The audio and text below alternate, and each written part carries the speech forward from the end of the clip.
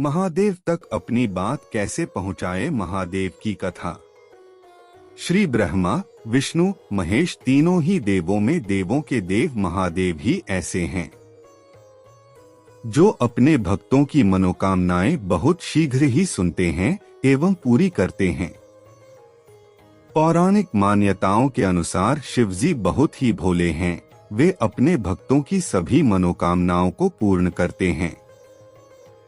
चाहे उनका कोई भक्त मनुष्य हो, देवता हो या फिर राक्षस ही क्यों ना हो, इसी कारण से उन्हें भोलेनाथ भी कहा जाता है।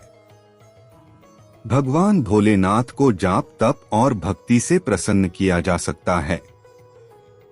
परंतु कई भक्त ऐसे भी हैं जो वर्षों से भोलेनाथ को जाप, तप और भक्ति से प्रसन्न करने का प्रयत्न करते आ रहे हैं, परंतु भोलेनाथ तक उनके मन की बात नहीं पहुंच रही। मित्रों, पुराणों में कुछ ऐसे उपाय बताए गए हैं जिनके द्वारा भक्त अपने मन की बात उन तक बहुत ही सरलता से पहुंचा सकते हैं। आज हम आपको बताने वाले हैं कि महादेव तक अपने मन की प्रार्थना कैसे पहुंचाएं। इस आसान तरीके से महादेव तक पहुंचाएं अपनी मनोकामना। पहला उपाय, नंदीश्वर। नंदीश्वर, जी हाँ मित्रों, आप सभी ने शिवजी के मंदिर के बाहर उनके परम भक्त और उनकी सवारी नंदी को विराजमान अवश्य ही देखा होगा।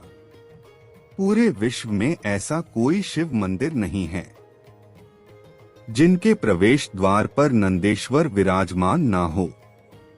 पुराण में वर्णित कथा के अनुसार शिवजी ने स्वयं नंदी की भक्ति और कर्म निष्ठा से प्रसन्न होकर उन्हें यह वरदान दिया था, जो भी भक्त अपनी प्रार्थना नंदी के कानों में कहेगा, वह प्रार्थना शिवजी तक अवश्य पहुंचेगी और शिवजी उस प्रार्थना को प्राथमिकता देंगे। शिवजी के मंदिर के बाहर नंदी महाराज इसीलिए विराजमान होते हैं ताकि सभी भक्तजन शिवजी के दर्शन करने के पहले उनके कानों में अपनी मनोकामनाएं कहें।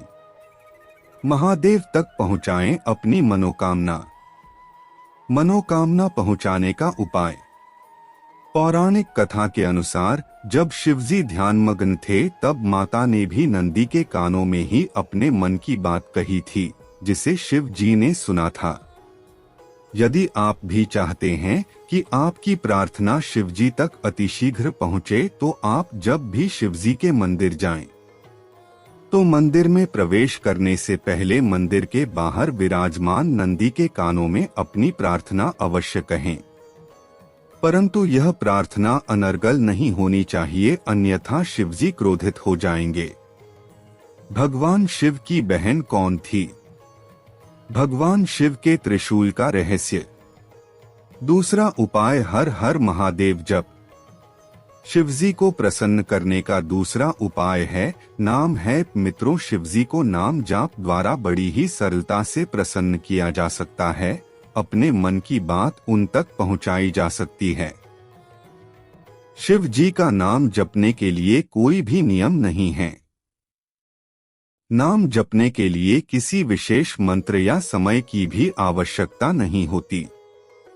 हर हर महादेव का जप आप किसी भी समय या कार्य करते हुए हर हर महादेव का नाम जाप सकते हैं। ऐसा करने से आपका सीधा संपर्क महादेव से हो जाएगा और आपके मन की बात सीधे शिवजी तक पहुंच जाएगी। शिवजी का नाम जपने के लिए किसी शिव मंदिर या तीर्थ स्थल पर जाने की आवश्यकता नहीं है। शिवजी का नाम जाप करके भारतवर्ष के बहुत से ऋषि मुनियों ने शिवजी को प्रसन्न किया है एवं उनसे बहुत से वरदान भी प्राप्त किए हैं। यदि आपके पास मंदिर में जाकर शिवजी के कानों में अपनी प्रार्थना कहने का समय नहीं है, तो आप अपनी दिनचर्या का कोई भी कार्य करते हुए हर हर महादेव का जाप करके शिवजी तक अपने मन की बात सरलता से पहुंचा सकते हैं। तीसरा उपाय, योग। तीसरा उपाय है योग। कोई भी मनुष्य योग करके शिवजी से सीधा संपर्क साध सकता है, क्योंकि शिवजी यानी देवों के देव महादेव योग योगेश्वर हैं। उनके द्वारा ही योग की उत्पत्ति हुई है।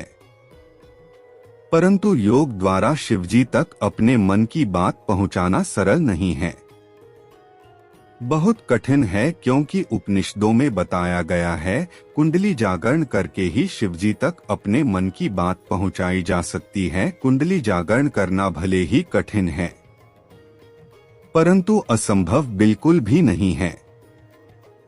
योग करके मनुष्य शिवजी तक अपने मन की बात तो पहुंचा ही सकता है, साथ ही साथ उसके और भी लाभ हैं। जैसे मनुष्य का मन शांत रहता है, जिसके कारण से वे और अधिक ज्ञान प्राप्त कर सकता है, एवं उसका शरीर भी स्वस्थ रहता है। आप सभी इन तीनों उपायों द्वारा शिवजी को बड़ी ही सरलता से प्रसन्न कर सकते हैं एवं उन तक अपने मन की प्रार्थना या बात पहुंचा सकते हैं। तो फिर देर किस बात की, अभी जाए और अपने आराध्य के मन से जुड़ जाइए। धन्यवाद।